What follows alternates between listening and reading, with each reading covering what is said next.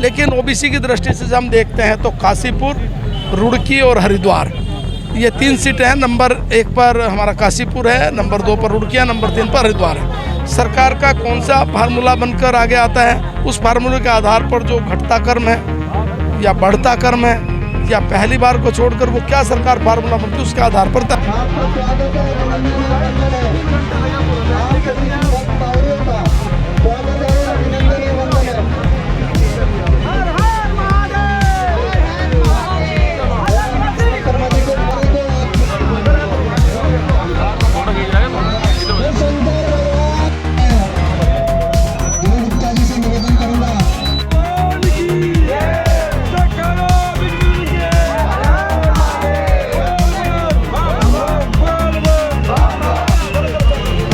देखिए, कावड़ यात्रा जिस एकदम क्राउड के साथ शुरू हुई है, जिस श्रद्धा के साथ, आस्था के साथ शुरू हुई है, आप देखेंगे कि लगातार, यानी आज श्रावण का पहला सोमवार है और आज इतनी भारी संख्या में जो श्रद्धालु हैं, जो कावड़ लेकर यहाँ से शुरुआत होती है हरिद्वार से, वो प्रारंभ हुए हैं।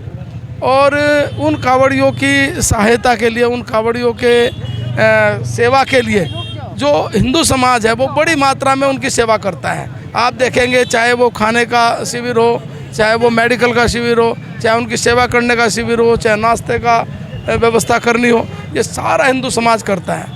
आज यहाँ पर हमारे युवा मोर्चे के ध्रुव गुप्ता जी हैं, हर साल की भांति इस बार भी एक बड़ी मात्रा में मेडिकल शिविर लगाते हैं। मंत्री, रुड़की की जनता की बात करें, काफ़ी परेशान है। जो सुलानी का पुल है उसके टूटे जाने से काफ़ी लोगों को परेशानी हो रही है, क्योंकि रुड़की में जाम भी बहुत लगता है। उसके लेकर आपकी सरकार क्या कर रही है, क्योंकि जनता इतनी परेशान हो चुकी है।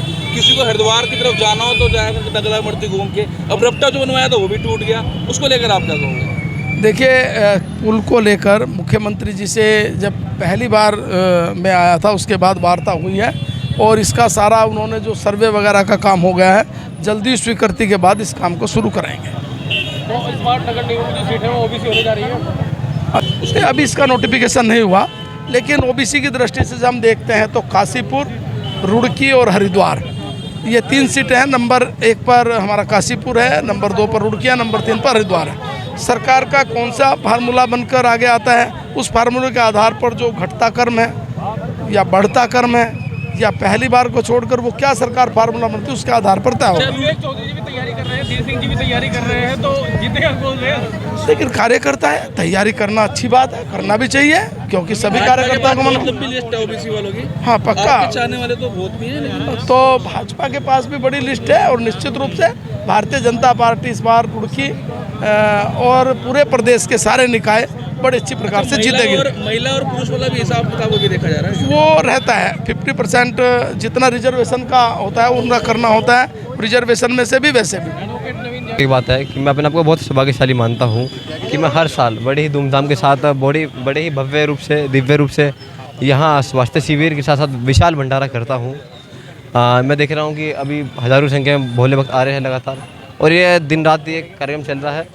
और आप देख रहे हैं कि लगातार कितनी देर से भोले सब आ रहे हैं। अभी भंडारा शुरू हुआ है, अभी मेडिकल कैंप चल रहा है। माननीय विधायक, पूर्व प्रदेश अध्यक्ष, पूर्व कैबिनेट मंत्री और भाजपा के राष्ट्रीय के कार्यकारिणी सदस्य आदरणीय मदन कौशिक जी यहाँ पहुँचे हैं। मैं उनका बहुत बहुत आभार व्यक्त करता हूँ। उन्होंने मुझे अपना आशीर्वाद दिया और रुड़की की जितनी जनता जो सब यहाँ पहुँची है, मेरा उत्साहवर्धन किया है, उनके लिए मैं बहुत बहुत आभार धन्यवाद करता हूँ। अल्प आयु में जिस तरह से समाज सेवा का बीड़ा ध्रुव गुप्ता ने उठाया है, निश्चित तौर पर प्रशंसनीय है। हम लोगों के लिए अनुकरणीय है। निस्वार्थ भाव से समाज की सेवा करना ही सच्ची मानव सेवा कहलाती है। विगत कई वर्षों से ध्रुव गुप्ता इस तरह का आयोजन करते आ रहे हैं। शिव भक्तों की जो सेवा वो करते हैं, निश्चल भाव से करते हैं, अपने स्तर पर करते हैं, बहुत बहुत प्रशंसनीय है। मैं पुनः एक बार बधाई देना चाहता हूँ और ईश्वर से कामना करता हूँ कि उन्हें इस तरह के सामाजिक कार्यों को करने के लिए हिम्मत प्रदान करे। उज्जवल भविष्य की कामना। धन्यवाद। ये तो मैं ये कहता हूँ, जैसे बच्चे के पाँव पालने में ही पता लग जाते हैं। इससे हमें पता लगता है कि भावी जो है नेता ही नहीं, बहुत बड़ा समाज सेवी बनेगा। मैं तो इनके लिए बहुत बड़ी शुभकामनाएं करता हूँ कि भोले बाबा इनको मतलब जो आशीर्वाद दें और ये और इसी तरह चढ़ बढ़ के कार्य करते रहें।